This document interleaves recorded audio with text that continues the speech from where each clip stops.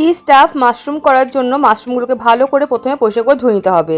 এরপর স্টাফিংয়ের জন্য একটা পুর বানিয়ে নিতে হবে। তার জন্য নিয়েছি একদম মিহি করে কুচানো পেঁয়াজ, আর নিয়েছি হাফ টিস্পুন মতো অরিগ্যানো, হাফ টিস্পুন মতো চিলি ফ্লেক্স, নিয়েছি বেশ কিছুটা পরিমাণে মোজারেলা চিজ। এখানে আপনারা কিন্তু চাইলে খুব কুচি কুচি করে ক্যাপসিকাম দিতে পারেন। আপনারা দেখেই বুঝতে পারছেন যে আমি কীভাবে তৈরি করেছি। মাশরুমের মাঝখানের যে অংশটা থাকে ডাঁটিটা, ওটাকে তুলে আমি পরিষ্কার করেছি ভেতরটা, তারপরে কিন্তু স্টাফিংগুলো দিয়েছি। ফ্রাইং প্যানে সামান্য একটু মাখন গরম করে নিয়ে এই মাশরুমগুলোকে কিন্তু তারপরে 10 থেকে 15 সেকেন্ডের মতো হাই ফ্লেমে ভেজে নিতে হবে।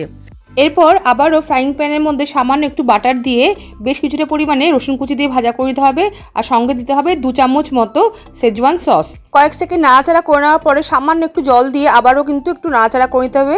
যখন ঝোলটা ফুটে উঠবে তখনই দিতে হবে ভেজে রাখা মাশরুমগুলো দিয়ে প্রায় 30 থেকে 40 সেকেন্ড মতো একটুখানি হাই ফ্লেমে নাড়াচাড়া করে নিয়ে নামিয়ে দিতে হবে। তৈরি হয়ে গেল দুর্দান্ত স্বাদের চিজ স্টাফ মাশরুম। আর রেসিপিটি ভালো লাগলে অবশ্যই কিন্তু সাবস্ক্রাইব করে আমার পাশে থাকবেন, আর সম্পূর্ণ ভিডিও দেখতে হলে আমার চ্যানেলে চলে যাবেন, পুরোটা দেওয়া আছে।